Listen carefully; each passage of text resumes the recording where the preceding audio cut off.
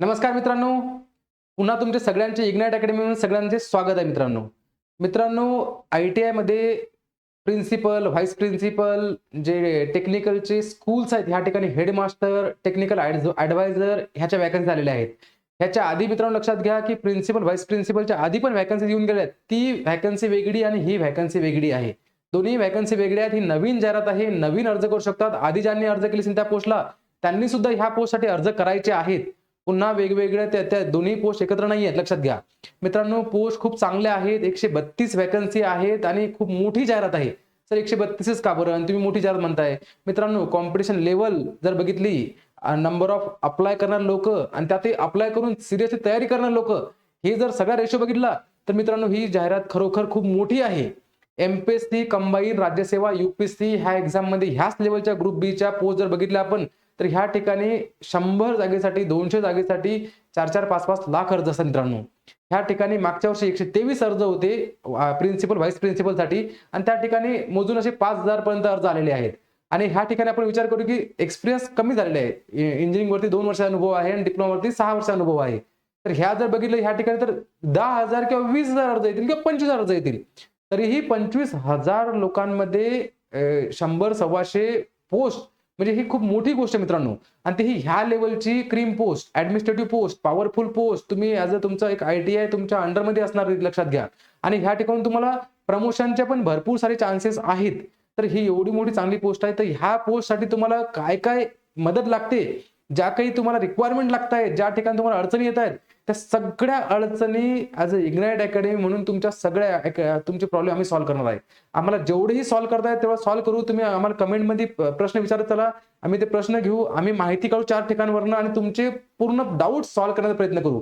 आता कालच्या व्हिडिओच्या कमेंट्सवरती मी जो अनुभव आणि शैक्षणिक पात्रता ह्याच्यावरती खूप जास्त कमेंट्स होत्या. त्या कमेंट्सवरती मी सगळे तुमचे डाउट्स आज घेऊन आलेलो आहे. अजूनही तुम्ही कमेंट्स असतील तर आजच्या व्हिडिओमध्ये जर नाही क्लिअर झाल्या, तर पुन्हाही मी याच्यावरती पूर्ण रोज तुमच्यासाठी एक-एक व्हिडिओ घेऊन येणार. पण तुम्हाला ह्या पोस्टमध्ये कुठेच डाऊट राहणार नाही, कोणाच फॉर्म भरताना अडचण येणार नाही, ह्याची आम्ही पूर्ण काळजी घेऊ. मित्रांनो, आज आपण शैक्षणिक पात्रता काय आणि अनुभव किती आणि कोणता लागतो ह्यावरती आपण थोडंसं डिटेलमध्ये बोलू. कालचा व्हिडिओ आपण घेतलेला आहे, त्याची लिंक मी डिस्क्रिप्शन दिलेली आहे. ज्यांनी बघितलेलं नसेल त्यांनी पूर्ण व्हिडिओ एकदा बघून घ्या आणि नंतर काय डाऊट क्लिअरिंगचे व्हिडिओ असतील ते बघा. याची लिंक डिस्क्रिप्शनमध्ये आहे तुम्हाला दिलेली. मित्रांनो, आपण बुधवारपासून बॅच सुरू होते आहे आपली आय-टी-आयची जी प्रिन्सिपल, व्हाईस प्रिन्सिपलच्या व्हॅकन्सीसाठी आणि लाईव्ह बॅच असणार आहे. त्यामध्ये आपण आधीच जी बॅच फिनिश केलेली आहे आय-टी-आय प्रिन्सिपल, व्हाईस प्रिन्सिपलची 2 वेळा आपण शिकवले त्यामध्ये. त्यातलेही काही मी तुम्हाला रेकॉर्डेड व्हिडिओ देणार आहे, जेणेकरून तुम्हाला थोडासा ज्यालाही जास्त एक्स्ट्रा वेळ आहे तो एक्स्ट्रा बघू शकणार. पण डेली आपण 8 वाजता, 8:30 वाजता जसाही थोडासा कन्व्हिनियंट टाईम असेल, तो टाईमवरती आपण काय करणार, लाईव्ह बॅच तुमच्यासाठी सुरू ठेवणार आहे.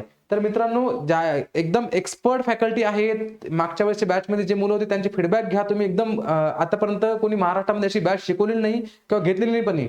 आणि आताही महाराष्ट्रामध्ये मला वाटत नाही की इतक्या चांगल्या प्रकारे कोणी घेऊ शकेल. तर कुठेच काहीच एक्सपेरिमेंट करायची गरज नाहीये.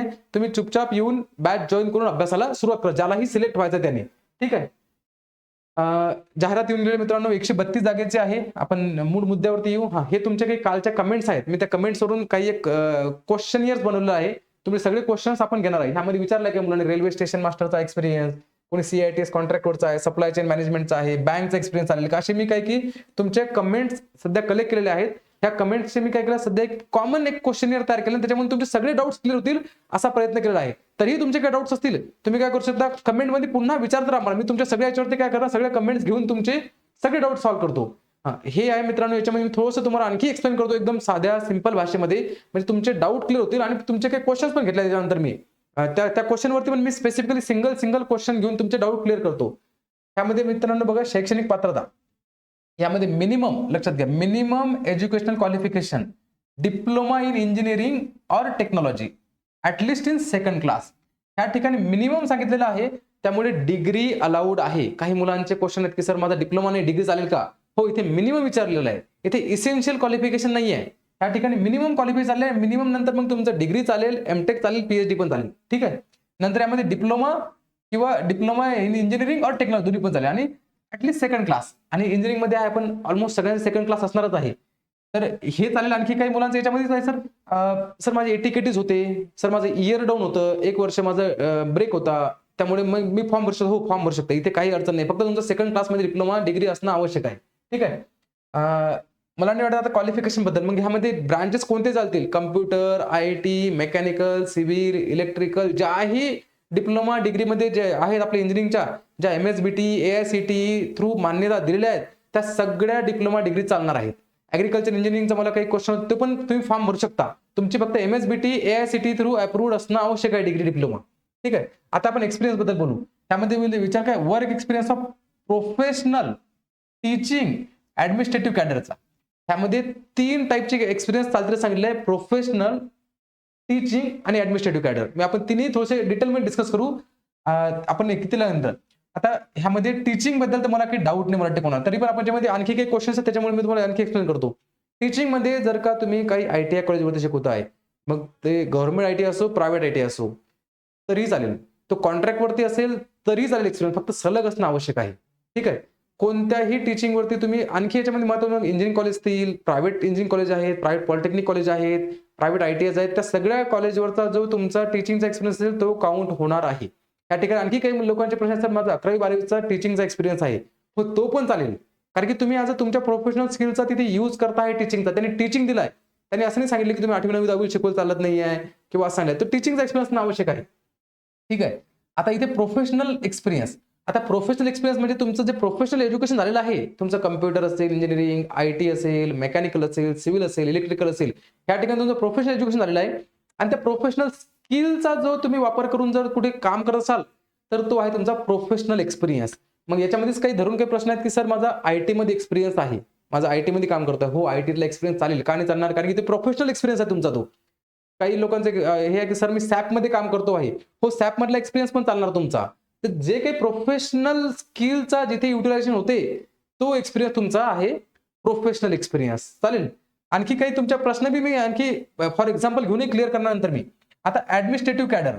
ऍडमिनिस्ट्रेटिव्ह कॅडर मध्ये काही लोकांचे कसे आहेत, त्यांनी तर टेक्निकल एज्युकेशन घेतलेलं आहे, पण मग त्यात ऍडमिनिस्ट्रेटिव्ह फील्डवरती काम करतात. समजा वर्कशॉप सुपरवायझर किंवा तुमचे याच्यामध्ये म्हटलं तर इंजिनिअरिंग कॉलेजमध्ये रजिस्ट्रार म्हणून काम आहे त्यांचं. आता इंजिनिअरिंग कॉलेजमध्ये रजिस्ट्रार करता येते किंवा डीनचं काम आहे, ॲज अ प्रिन्सिपलचं काम करत असतील. प्रायव्हेट कॉलेजमध्ये प्रिन्सिपल, व्हाईस प्रिन्सिपलचे काम असतील, एचओडीचे काम असतील.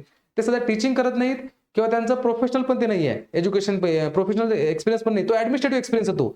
जर तुमचा ऍडमिनिस्ट्रेटिव्ह एक्सपिरियन्स असेल तिथे, तर तो चालेल मित्रांनो. तसा तुमच्याकडे मॅनेजमेंट आणि ऍडमिनिस्ट्रेटिव्ह ह्या दोन्ही असेल, पण तिथे मॅनेजमेंटपेक्षा ऍडमिनिस्ट्रेटिव्ह एक्सपिरियन्स लिहिणं आवश्यक आहे. आता याच्यामध्ये काही लोकांचं मग सर माझं फायनान्समध्ये मी काम करतो आहे, तो चालेल का? नाही चालणार. काही मुलांचं म्हणणं की बँकमध्ये करतोय का काम? बँकमध्ये जर तुमचा ऍडमिनिस्ट्रेटिव्ह एक्सपिरियन्स असेल तर चालेल, पण तिथे फायनान्स रिलेटेड नसेल पाहिजे. तुमच्या प्रोफाईलवरती क्लिअर कट हे 3 शब्द असायला हवे. 3 पैकी एक शब्द प्रोफेशनल एक्सपिरियन्स, टीचिंग किंवा ऍडमिनिस्ट्रेटिव्ह, ह्या 3 शब्दांपैकी एक शब्द तुमच्या एक्सपिरियन्स सर्टिफिकेटवरती मेन्शन असणं आवश्यक आहे. ठीक आहे. नंतर काय? Not less than 2 years after your possessing degree. तुमची डिग्री असेल, डिग्री नंतर मिनिमम 2 वर्ष एक्सपिरियन्स तुम्हाला आवश्यक आहे. डिग्री नंतर पासआउट नंतर तुमच्या डिग्रीची पासआउटची डेट लक्षात घ्या. नाही की तुमची फक्त हे झालं तुमचं काय एक्झाम पेपर झाले सर माझे आणि तिथून मी जॉब सुरू केलाय, तो नाहीये. तुमच्या डिग्रीचा रिझल्ट लागला तिथून पासून तुमचा एक्सपिरियन्स काउंटिंग होईल. ठीक आहे. तर त्या काही मुलांचं म्हणणं आहे की सर माझं आता सलग 2 वर्ष लागेल का? मी सलग 2 वर्ष एका ठिकाणी काम नाही केलेलं. काही डिप्लोमा नंतर जो आहे, डिप्लोमा नंतर मिनिमम 6 इयर्स लागतो आहे. तर मग 6 वर्ष तर कोणी प्रायव्हेट कंपनीमध्ये एका ठिकाणी कोणी काम करणार नाही. सर माझं 6 वर्ष नाही आहे. मित्रांनो, तुमचे 6 वर्षामध्ये 6 ठिकाणी एक्सपिरियन्स असतील तरी चालतील. फक्त ते प्रॉपर असायला हवे आणि सगळे डॉक्युमेंट्स तुमचे ओके असायला हवे. नाही तर मग 6 ठिकाणी तुम्ही काम केलंय, 4 जण तुम्हाला एक्सपिरियन्स सर्टिफिकेट देत आहेत आणि 1 जण तुम्हाला सर्टिफिकेट देत नाही किंवा एका एक्सपिरियन्स तुम्ही डॉक्युमेंट लागत नाहीत. तर तसं नको व्हायला. प्लस ब्रेक असेल तरी चालेल. कोणी 3 वर्ष जॉब केलेला आहे, मग 1 वर्ष सर्टिफिकेट नाही त्याच्याकडे किंवा 1 वर्ष जॉब नाही केलेला, काहीतरी घरी होता, मग पुन्हा त्यांनी काय केलं, 1 वर्ष ब्रेक घेऊन पुन्हा 3-4 वर्ष जॉब केलेला आहे, तर तो ब्रेकमध्ये एक्सपिरियन्स असेल तरीही चालेल, काही अडचण नाहीये. ठीक आहे. सलगची आवश्यकता नाहीये. काहीचे 11 महिने असतील, काही 3 महिने असतील, काही 12 महिने असतील, काही 18 महिने असतील. तो सगळा काउंटिंग होऊन तुमचा ऍटलिस्ट 6 इयर आफ्टर डिप्लोमा आणि 2 इयर्स आफ्टर डिग्री हा असणं आवश्यक आहे. ठीक आहे. तो आणखी एक्सपिरियन्स तुमचा गव्हर्नमेंट सेक्टर मधला असेल, चांगलीच गोष्ट आहे, सगळे डॉक्युमेंट क्लिअर. सेमी गव्हर्नमेंट मधला असेल, पीएसयूज मधला, ओएनजीसी सारख्या ठिकाणचे काही प्रश्न आहेत मला काही मुलांचे, ओएनजी सारख्या ठिकाणी असेल, आयओसीएल सारख्या ठिकाणी असेल, तेही चालतील, काही अडचण नाही आहे. नंतर प्रायव्हेट सेक्टर असेल तरी चालतील. प्रायव्हेट सेक्टरमध्ये काही प्रायव्हेट इंजिनिअरिंग कॉलेज आहेत, प्रायव्हेट पॉलिटेक्निक कॉलेज आहेत, प्रायव्हेट आयटीआय कॉलेज आहेत, प्रायव्हेट काही कोचिंग इन्स्टिट्यूट आहेत. काही लोकांचं म्हणणं आहे की सर प्रायव्हेट कोचिंग इन्स्टिट्यूट चालेल. हो, प्रायव्हेट कोचिंग इन्स्टिट्यूटचा पण चालेल, का नाही चालणार? तोही चालेल, कारण प्रायव्हेट एंटिटी आहे ती. नंतर प्रायव्हेट इस्टॅब्लिशमेंट झाल्यानंतर कॉर्पोरेशन असेल, कॉर्पोरेशन म्हणजे तुमचं एसटी महामंडळ आहे किंवा तुमचं एमएससीबी आहे, तिथे पण पीएसयू चालेल तिथे. महाजनकोचे एक्सपिरियन्स चालतील, महाट्रान्सकोचे एक्सपिरियन्स चालतील. हे चालते एसटी डेपोमधले एक्सपिरियन्स चालतील. मागच्या वेळेस भरपूर एसटी डेपोमध्ये काही आपले विद्यार्थी आहेत कार्यरत, त्यांचे काही मेसेज मला ते पण चालतील, एक्सपिरियन्स चालेल त्यांचा. नंतर एनी अदर इन्स्टिट्यूट म्हणजे जे काही प्रायव्हेट इन्स्टिट्यूट आहेत त्यांचे पण चालतील. त्या ठिकाणी जर तुम्ही कोचिंग देत असाल, टीचिंग करत असाल तिथे, पण फुल टाइम एक्सपिरियन्स असणं आवश्यक आहे. ह्या ठिकाणी रेग्युलरचा एक्सपिरियन्स तुमचा आणि फुल टाइम ॲडॉक वरती पण चालेल, त्याचे पण काही प्रश्न आहेत. ॲडॉक वरती असेल तरी आपण तो सलग असायला पाहिजे फुल डे, नाहीतर क्लॉक और सीएचबीचे एक्सपिरियन्स चालणार नाही. फक्त तुम्ही 1 तास जाता शिकून येत आहे, कारण की तो फुल टाइम होत नाही. कधी तुम्ही 1 तास शिकवताय आणि 1 तास 4 तास कधी दुसरीकडे काही जॉब करत असाल तर चालणार. एकदम फुल डे वाला एक्सपिरियन्स लागेल. परमनंट असेल आवश्यकता नाहीये. ॲडॉक वरती असेल, कॉन्ट्रॅक्ट वरती असेल तरी चालतील. ठीक आहे. नंतर ऑलमोस्ट याच्यामध्ये शैक्षणिक आणि अर्थाबद्दल प्रस्तुत जाहिरातीस अनुसरून अर्ज सादर करण्याचे विहित केलेले अंतिम दिनांक शैक्षणिक अर्थ असणे व तसेच अनुभव. म्हणजे तुमचा अर्ज सादर करण्याच्या शेवटच्या तारखेला तुमचा क्वालिफिकेशन पूर्ण असायला हवं. ते तर असणारच, कारण की अनुभव तर त्याच्यानंतरच आपल्याला काउंट होणार आहे. आणि महत्त्वाची गोष्ट काय, अनुभव तुमची फॉर्म भरण्याची लास्ट डेट जी असणार आहे 15 ऑक्टोबर आहे लास्ट डेट. तर 15 ऑक्टोबर पर्यंत तुमचा एक्सपिरियन्स हा 2 इयर्स कंप्लीट असावा किंवा 6 इयर कंप्लीट असावा डिप्लोमा नंतर. काही मुलांचे मला मेसेज आहेत, सर माझं ना 20 ऑक्टोबरला पूर्ण 2 वर्ष होत आहेत किंवा 16 ऑक्टोबरला मला 6 वर्ष पूर्ण होत आहेत. मित्रांनो, एक दिवस जरी कमी पडत असेल तरीही चालणार नाही, लक्षात घ्या. तुम्हाला पूर्णच्या पूर्ण जो काही एक्सपिरियन्सचा हे आहे, टाइम लाईन आहे, ती पूर्ण तुमची याच्यामध्ये असायला हवी लास्ट डेटच्या आधी. ठीक आहे. तो आणखी अनुभवाच्या दाव्याबद्दल आपण एक्सपिरियन्स बद्दल सगळंच बोलू याच्यामध्ये. ऑनलाईन अर्ज प्रणालीमध्ये विविध स्वरूपाचे दावे करताना अथवा दावे अद्ययावत करताना काही लोकांना तर एमपीएससी प्रोफाईल क्रिएट करावं लागेल. काही प्रोफाईल क्रिएट केलेला असेल आधी, तो अपडेट करावा लागेल. तर तो अपडेट करताना काय काळजी घ्यायला लक्षात घ्या. प्रस्तुत जाहिरातीस अनुसरून अनुभवाच्या दाव्यानुसार पात्र होण्यासाठी उमेदवाराने नेचर ऑफ जॉब, तिथे नेचर ऑफ जॉब सिलेक्ट करणं आवश्यक आहे. मी बोललो नेचर ऑफ जॉब म्हणजे तुमचा प्रोफेशनल, टीचिंग, ऍडमिनिस्ट्रेटिव्ह असे नमूद करणे अनिवार्य आहे. ह्या 3 पैकी तुमचा त्याच्यामध्ये जॉब ऑफ नेचर हे मेन्शन करणं आवश्यक आहे. तरच तुम्हाला काय होईल, अप्लाय नाऊचं बटन येणार. अदरवाईज तुम्हाला अप्लाय नाऊचं बटन देणार नाही, कारण की हा इसेन्शियल क्रायटेरिया आहे अप्लाय करण्याचा. त्यामुळे प्रोफाईल क्रिएट करताना तुम्ही खूप काळजी घ्यायची, लक्षात घ्या. मग आता ह्या ठिकाणी काही लोकांची प्रोफाईल अपडेट करायची, कारण की 5-6 वर्ष आलेत एमपीएससीचे प्रोफाईल बनवून असतील, काही लोकांनी एमपीएससी प्रोफाईल बनवूच नसतील. तर काळजी करू नका, मी तुम्हाला त्याच्यावरती डिटेल व्हिडिओ बनवणार आहे. त्या ठिकाणी तुम्हाला एमपीएससीचा प्रोफाईल क्रिएट कसा करायचा स्टार्टिंग पासून तर तुम्हाला अप्लाय कसं करा शेवटपर्यंत मी सांगणार आहे. माझा व्हिडिओ बघितल्याशिवाय तुम्ही अर्ज करू नका. त्या ठिकाणी आपल्याकडे बापू गायकवाड सर आहेत, त्यांनी एमपीएससी मध्ये त्यांचे जे डॉक्युमेंटेशन आहेत सगळ्या गोष्टींमध्ये खूप चांगली एक्सपर्टीज आहे. त्यांचा व्हिडिओ बघितल्याशिवाय ह्या चॅनलवरती टाकणार मी उद्या परवापर्यंत, तो येऊन जाईल व्हिडिओ. त्याच्याशिवाय तुम्ही अर्ज करायचा नाही. आपल्याकडे वेळ आहे भरपूर. बिलकुल एक छोटीशी मिस्टेक तुमचा जॉब घालवू शकते. त्यामुळे जोपर्यंत माझा व्हिडिओ येणार नाही तोपर्यंत तुम्हाला अर्ज करायचा नाहीये. ठीक आहे. नंतर आणखी एक महत्त्वाचा मुद्दा आहे. भरपूर मुलांचे क्वेश्चन असतात मला, की सर फॉर्मॅट काय एमपीएससीचा, आणि काही ग्रुपवरती तो काहीतरी फॉर्मॅट पण आलाय, मला मुलांनी शेअर केलेला आहे. आणि त्याच्यावरती असं काही मला दिसलं नाही की आयटीआय प्रिन्सिपल, व्हाईस प्रिन्सिपल साठी हवा आहे म्हणून, आणि ते ऑथेंटिक नाहीये. एमपीएससीचा फॉर्मॅट असेल तो मागे जे आपले आरटीओ एएमयू साठी एक गॅरेज एक्सपिरियन्स लागत होता, तर ते फॉर्मॅट द्यायचे की ह्या फॉर्मॅटमध्ये तुमचा एक्सपिरियन्स असणं आवश्यक आहे. परंतु मागच्या जाहिरातीमध्ये पण काही त्यांनी फॉर्मॅट दिलेलं नाहीये, आणि ह्या जाहिरातीमध्ये पण त्यांनी एक लाईन मेन्शन केली आहे.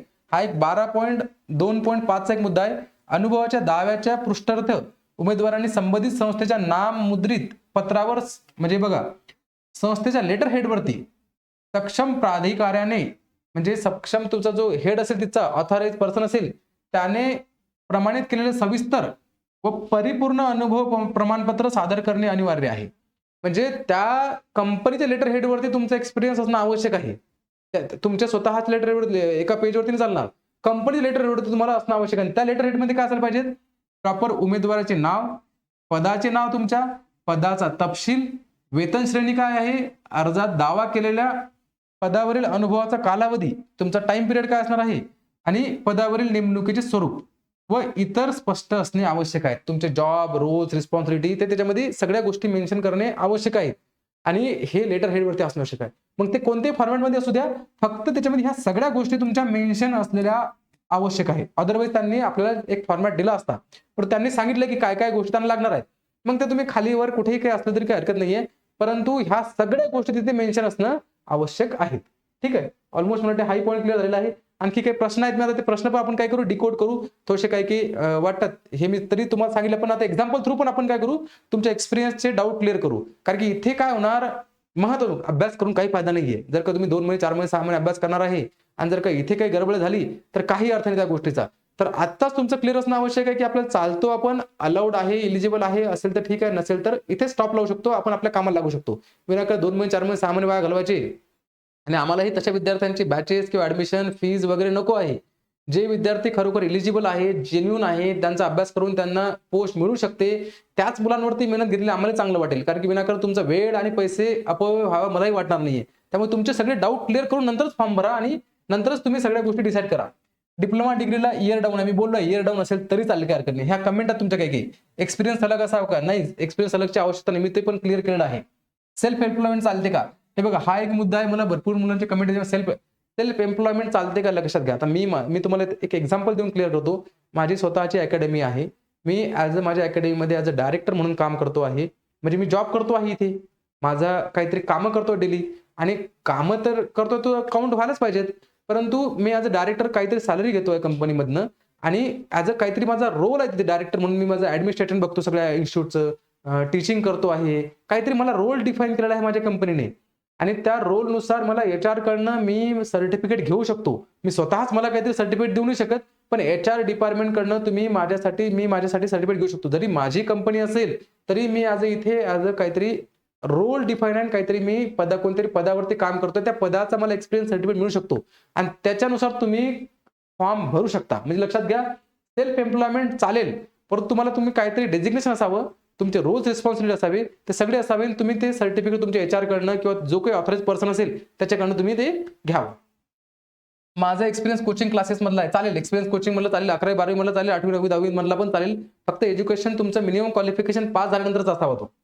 खाजगी क्लासेसचा एक्सपिरियन्स चालेल.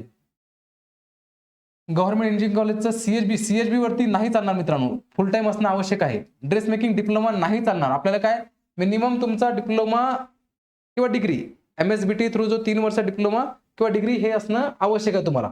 नंतर ऍग्रिकल्चर इंजिनिअरिंग चालेल. त्या ठिकाणी सीआयटीएस कॉन्ट्रॅक्ट बेसवरती एक्सपिरियन्स चालेल का? सीआयटीएस झाल्यानंतर जर असेल तर नाही चालणार. तुम्हाला मला वाटतं की सीआयटीएस वरती जर शिकवत असाल तुम्ही कॉन्ट्रॅक्ट बेसवरती चालेल.